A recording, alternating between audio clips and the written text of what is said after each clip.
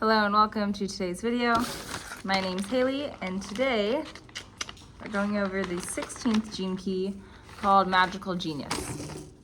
We've gone over the term genius and the root of the word genus in a past gene key, I want to say 14. So yes, he's bringing up this word, and this time within the title Magical Genius. 3 parts here. The shadow of indifference, which we'll be going over today. We'll move into the gift of versatility, and finally the acidic state of mastery. Mastery is like a very, I don't know if that makes sense, kind of word. Like it has like a lot of oomph to it when I hear it. So it sounds a little bit more profound than some of the other names of these acidic states, although of course they're all talking and pointing different fingers at this unexplainable concept of enlightenment. But yeah, the word mastery definitely just sounds like acidic state to me.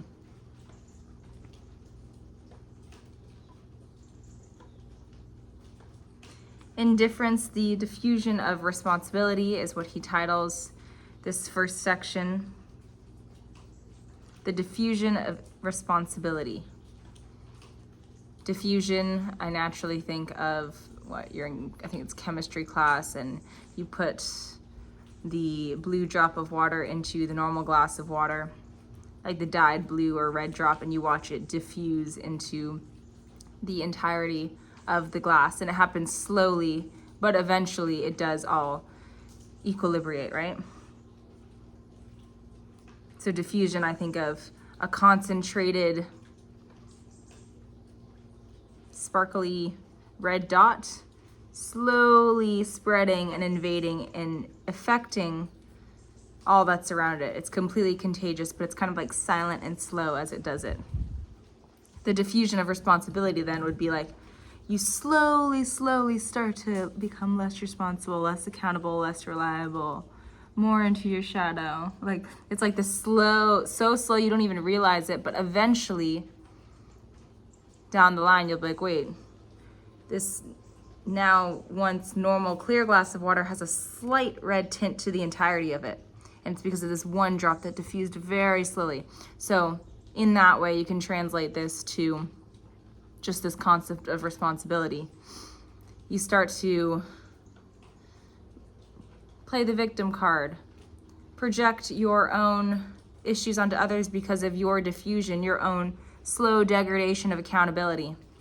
And this bleeds into you becoming someone who is less responsible, less accountable, and less reliable. This is before we've read anything, by the way. This is just what this title makes me think of, a diffusion of responsibility.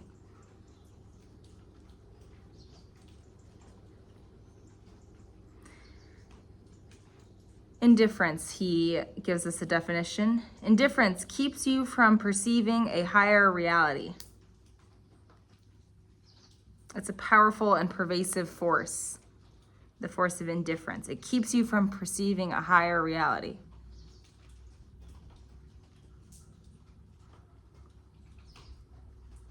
And this is because of a fear of leaving the comfort zone and fully embracing change, stepping into the unknown.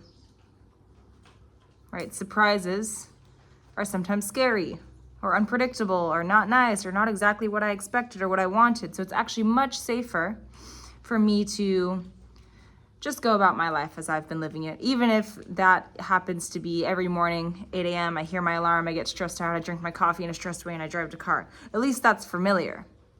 Whereas me choosing to wake up instead of get my coffee, drive to work really mad. If instead of all that I chose to, I don't know, sit down and meditate, well, that would be extremely uncomfortable because I don't ever do that.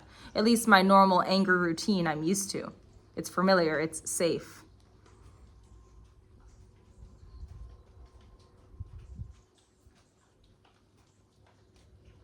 So he says that the 16th shadow of indifference has a lot to do with fear of leaving the comfort zone.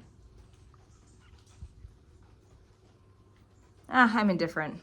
I'd rather actually just like stay in my routine. It's not going to make a difference if I try X, Y, and Z. It's fine. It's kind of like this energy, like apathetic, It's fine. I'm used to the way things are. It's fine.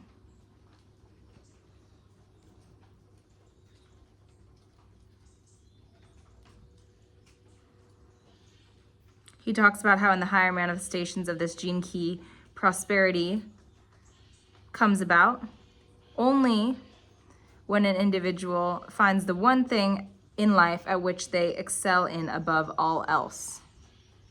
And in order to uncover the gift that's already staying latent inside of you, in order to tap in, ding, ding, ding, ding, ding, into your own potential, you do have to try and exhaust many, many avenues, right? You can't stay in your comfort zone, because if you stay in your comfort zone, you don't ever try other pieces of the pie. You don't actually know what you excel in above all else, because you haven't given yourself any opportunity or option to choose something other than what you're currently doing.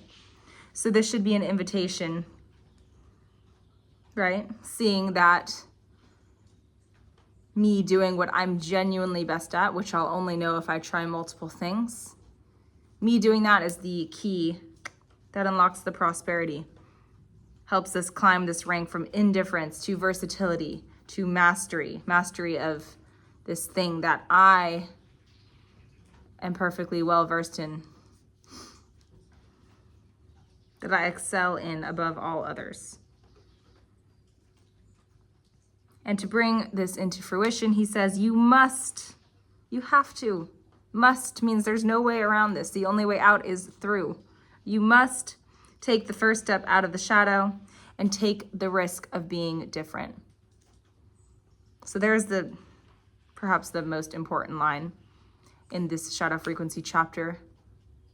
Take the risk of being different. This is how you escape the frequency of indifference. I don't like the word escape. This is how you elevate out of the frequency of indifference. By being different. Oh, that's so poetic. Elevate out of indifference is to try a new path and be different. And so the first contemplation of this video, how can I be different? And by that, I mean you who's watching this, how can I be different than I am right now? So if I usually, once again, wake up, first thing I do, go get coffee, go get matcha, go get my chamomile tea, whatever. What's the first thing you do? Excuse me. What's the first thing you do when you get up? Maybe you go straight to the bathroom and brush your teeth with your right hand. Or maybe the first thing when you get up is you get up always on the same side of the bed and then, I don't know, make your bed a certain way. You just choose one thing that you always do for the most part and change it slightly. So it can literally be as simple as, oh, I just realized I literally always, when I get up, I roll out on this side of the bed. Let me just switch it up. Consciously, with my prefrontal cortex, choose to get out of the comfort zone, out of the regularity, out of the pattern. Again, even if it's not something crazy detrimental, it doesn't actually matter which side you rise up and get out of your bed onto. I'm not speaking metaphorically, I'm literally speaking physically.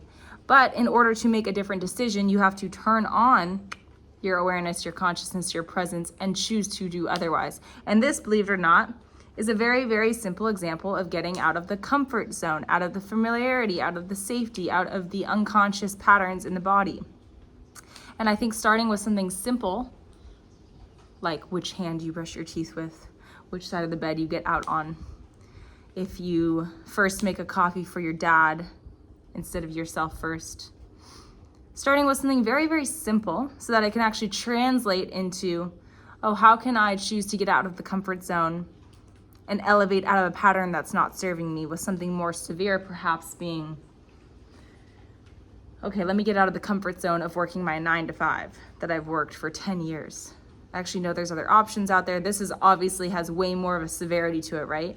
Than like which side I get out of the bed. Trying to go get a new job. Talk about getting out of the comfort zone. So there's levels to this. And I think brainstorming a few very simple ways to get out of your comfort zone, your unconscious patterning in the subconscious mind that translates to the body in action is a really, really simple, beautiful way to start practicing this art. Because as he says, once again, you have to take the risk of being different. Start with something that's not so risky.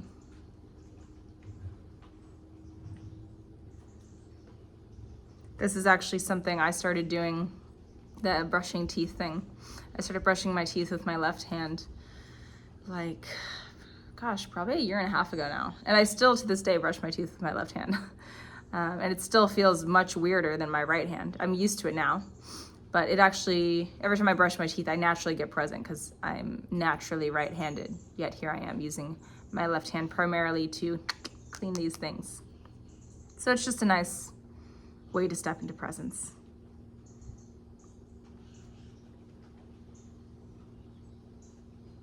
Anything that takes your attention away from the present moment and its limitless potential is in reference to indifference.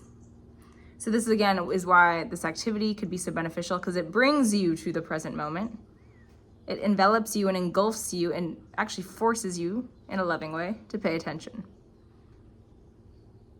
And this therefore unlocks the limitless potential.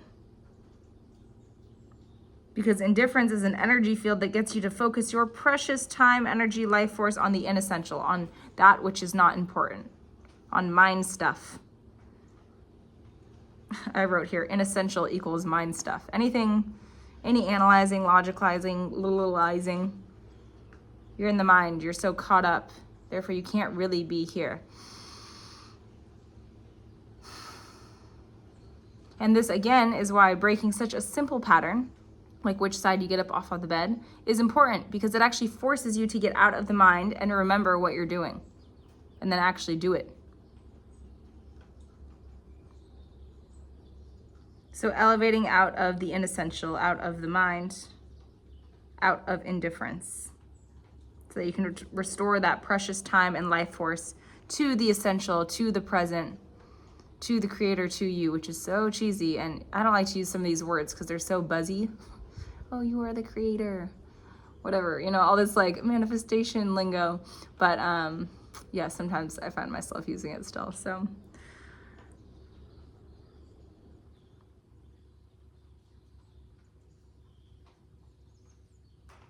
The 16th shadow sucks all of the life out of the world.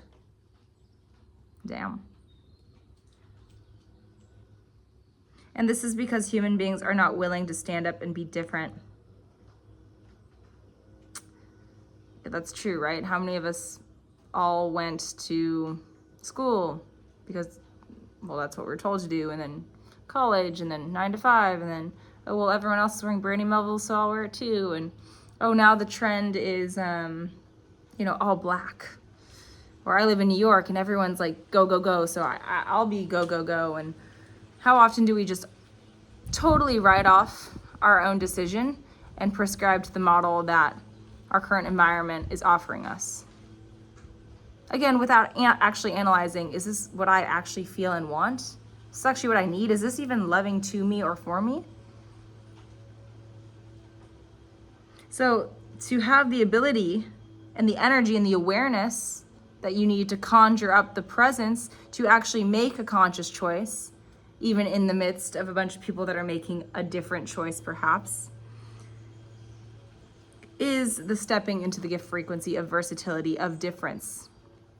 And so it's interesting, right? Because he notes here earlier that the inessential is the mind stuff. But ironically enough, you need to use the mind, you, consciousness, you, present version of you, needs to use your mind to elevate out of the mind. It's kind of like this weird fractal. And there's a difference between letting the mind use you and you using the mind. Letting the mind use you is when you are anxiously replaying that scenario of that thing you said to your neighbor last week. Oh God, I sounded like such a dick to my boss. I wish I had told Stacy to just fuck off, she's so annoying, like whatever scenario you're replaying. That's the mind using you. Also, when you're projecting into the future, oh, I wonder, yeah, if I calculate this right, yeah, numbers should add up. Okay, that's enough for vacation. Oh, I can't believe I didn't book those tickets yet. Okay, I'll do that.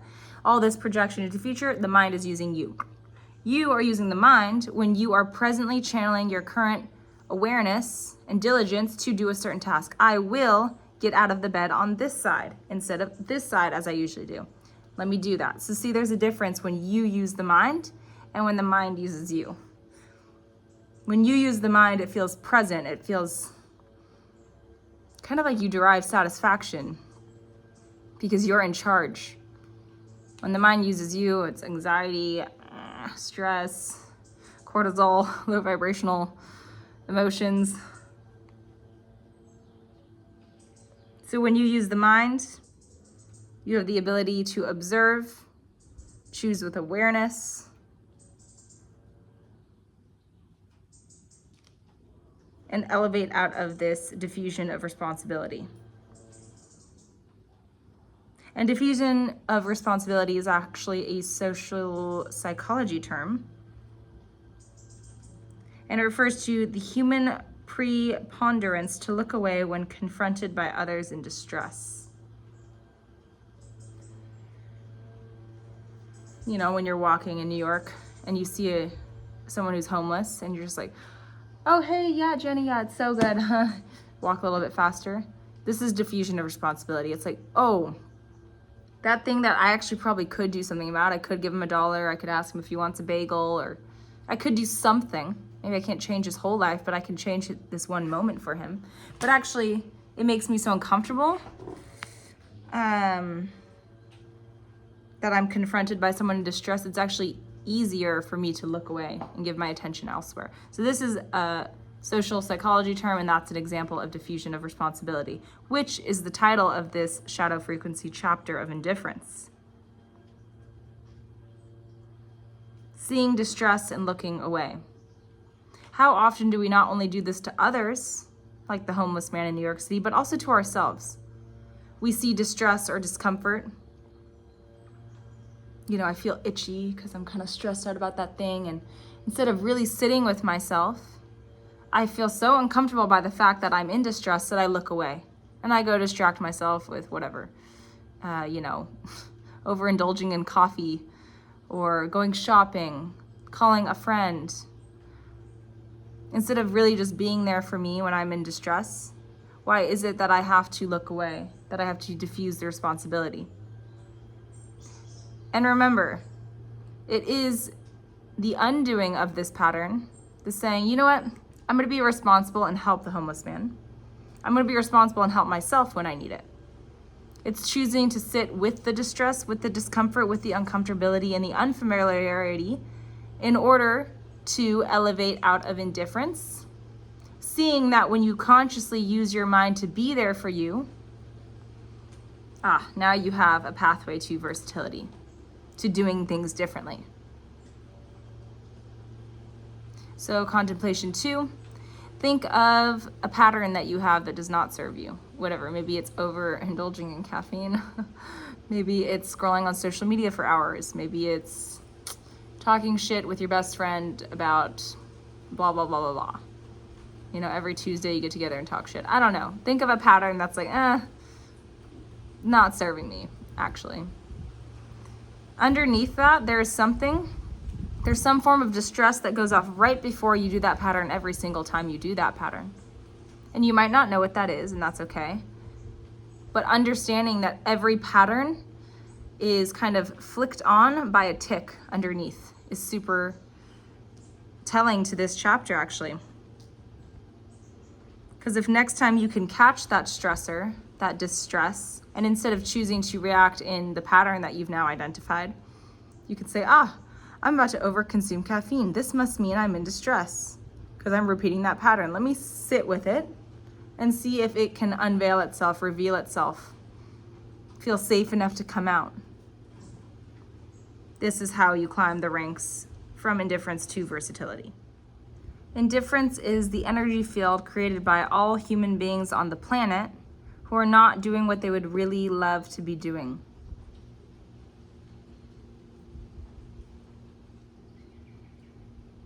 Right? They're being driven by a subconscious state of fear. Instead of choosing to use their mind, assess the distress, and choose differently, they reside to unconsciously acting indifference. Whatever. Yeah, whatever goes. Whatever everyone else is doing, I'll just do it too.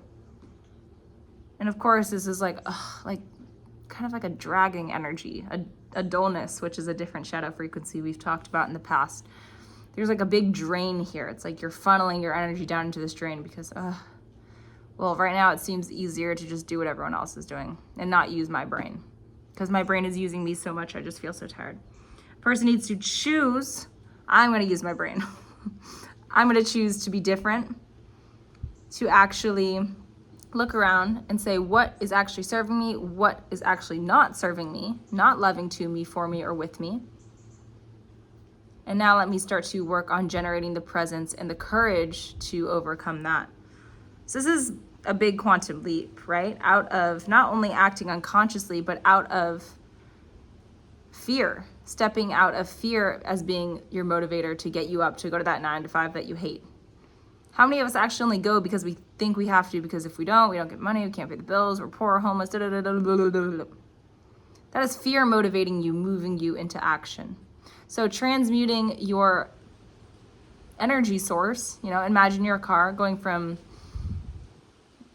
diesel to the really bougie Supreme gas. Changing fuel is new, different. It's an uncomfortable journey, but it is worth it, because when love is motivating you to move instead of fear, you've just turned the key to the prosperity. You've just elevated out of indifference into being different, into being versatile, so that you can pave that way to that mastery.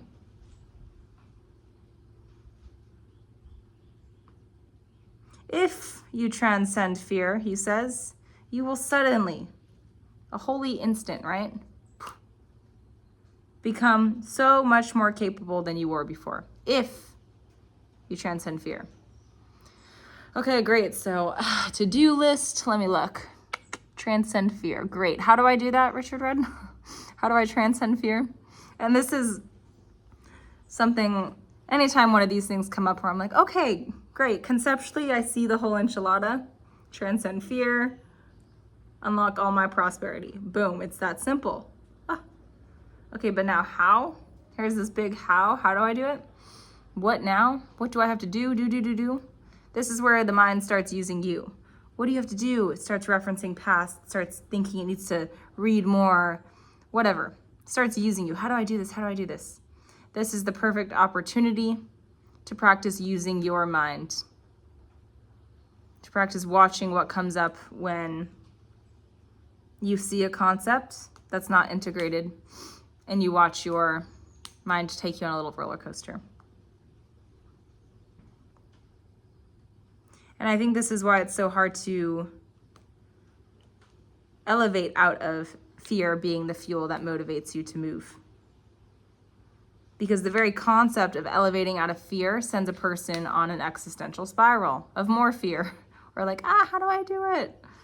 Or helplessness or worthlessness, whatever. So I just thought I'd point that out. It's kind of ironic. And reading text like this, listening to content like this, I think, once again, always holding that awareness, that difference, that presence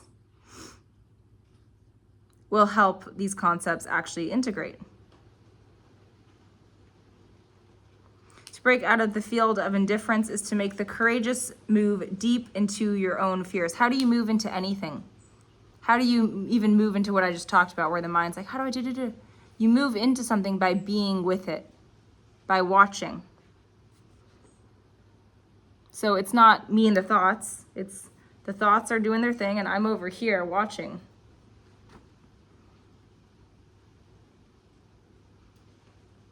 Move into your own fears. That doesn't mean entangle with them and become a pretzel and forget which limb is yours and its. It means watch them do their dance.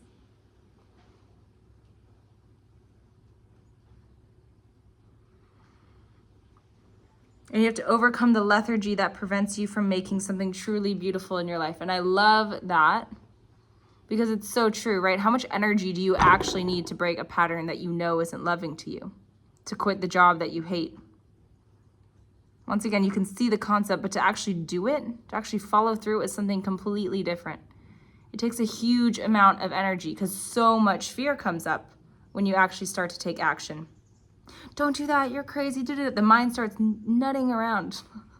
And you have to really keep disentangling, keep unpretzeling yourself and watch it for what it is. And this is, once again, you using the mind when you watch these thoughts, not letting it use you and entangle you and, gosh, just like make you feel like you're going crazy. So I love that he points it out.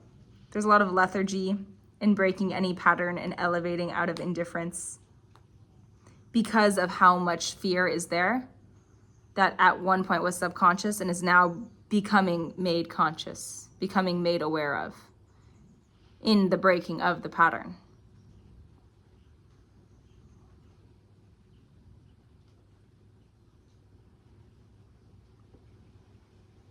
He says here that when you're indifferent, you've become the victim of your mind. You've allowed that monkey mind to keep berating you. And so in this light, we have to see that you have to inverse that, right? You're not the victim of your mind. You are the emperor, the empress. You are in control of the mind. The mind is not in control of you. You are using the mind is not using you.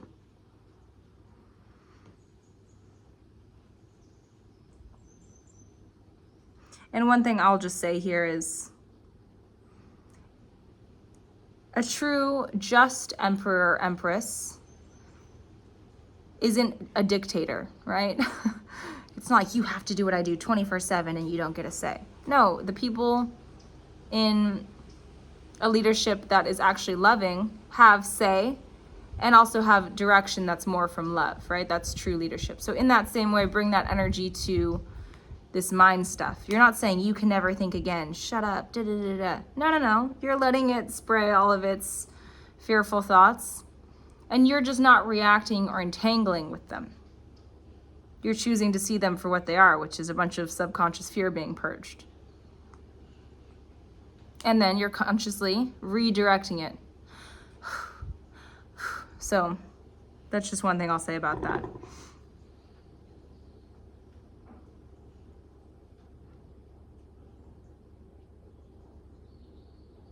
Last thing I'll say here until we get into part 2 in the next video. The moment you do take a stand, you do use the mind. You are the loving emperor, empress of your empire.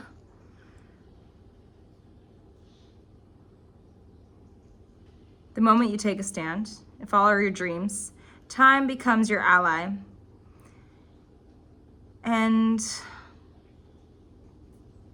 it starts to adapt itself to fit your needs. So time is a big component within this gene key. And just like any elevation from shadow to gift, time starts to work and move with you and for you in ways that feel odd. It'll feel so long it happens in a second and so short that it happens in all of eternity. Like it doesn't really make any sense. Time starts to move in mysterious ways as you elevate from any shadow to any gift.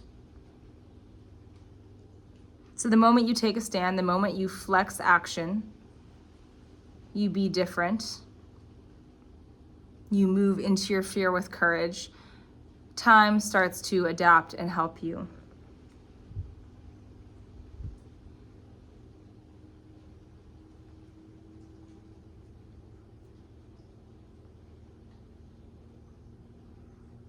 And this helps us actually move into versatility, right? Actually into this gift frequency, get out of the pipe dream. In order to make my dreams manifest, I actually have to initiate them. I actually have to use my mind. I actually have to meditate with my eyes open and move in a way that's loving right through those fears. This is what invites in versatility. So yes, that's part 1. Stay tuned for part 2, which will be, I don't know, in a few days maybe. Hey guys, thanks again for tuning in with me for this Gene Keys episode. I also just wanted to come on here and start promoting my one-to-one coaching that I offer to women and girls ages 16 to 35. If you followed me on Instagram for a while, you might be a little bit familiar with my story. I was a model in New York City for 5 years, and in that time frame, I did quite some damage. I developed a really severe eating disorder, body dysmorphia, chronic anxiety. Oh my gosh, I couldn't even go out to dinner without thinking about how much calories, how much I'd have to overwork out in order to compensate for what I was eating. All of those issues led to quite a depression and turned into PCOS, and I also lost my menstrual cycle for over 5 years. All of this amalgamation of issues led me to soon realize that something needed to change. I went through much work. Many people helped me to get to where I am now. And I'm so thrilled to say I'm living such a more abundant life, and I don't feel zapped and drained and fear of judgment anymore like I used to.